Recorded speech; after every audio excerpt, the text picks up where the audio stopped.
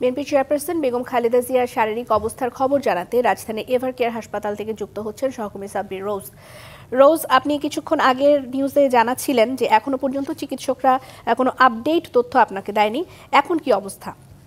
ধন্যবাদ রিদওয়ানা। আপনি জানেন বিএনপির সাবেক 3 বারের প্রধানমন্ত্রী বিএনপি চেয়ারপারসন বেগম খালেদা জিয়া হাসপাতালে নিবিড় পরিচর্যায় রয়েছে এবং আপনাকে এর আগের সংবাদে যেমনটি বলছিলাম যে তার মেডিকেল বোর্ডের সিদ্ধান্ত অনুযায়ী তার চিকিৎসা চলমান রয়েছে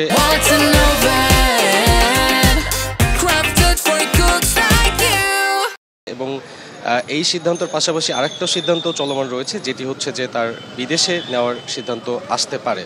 তো যে ব্যাপারটি বলছেন চিকিৎসকরা, আপনি জানেন বিদেশের কিছু হাসপাতাল যেমন আমেরিকার জন হপকিন্স, সিঙ্গাপুরের মাউন্ট এলিজাবেথ, লন্ডন ক্লিনিক সহ চীন সহ সৌদি আরব সহ বিভিন্ন ডাক্তারদের সমন্বয়ে একটি বোর্ড গঠন করা হয়েছে। সেই বোর্ডের তত্ত্বাবধানে তার চিকিৎসা চলমান আছে এবং সেই বোর্ড নীতিগতভাবে একমত হয়েছে যে বেগম জিয়াকে বিদেশে নেওয়ার ব্যাপারে, কিন্তু তার শারীরিক অবস্থার উপরে ভরসা করতে পারছেন না তারা।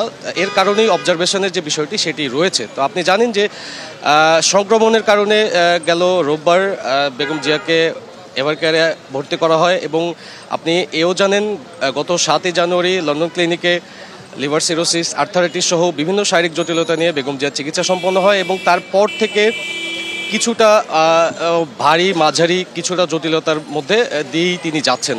তো 80 বছর বয়সী এই আপসীন নেত্রী মূলত গেল রোববার কিডনিতে মারাত্মকভাবে কার্যক্ষমতা হারিয়ে এবং পানি ধরার যে বিষয়টি রয়েছে সেই সমস্যা নেই, সেই সংক্রমিত সমস্যা নেই অ্যাপোলো এভার কেয়ার হাসপাতালে ভর্তি হন এবং সেইখানেই তার কিডনি ডায়ালিসিসের যে বিষয়টি আমরা জেনেছি। আবারও যোগাযোগ করব আমরা। ধন্যবাদ আপনাকে।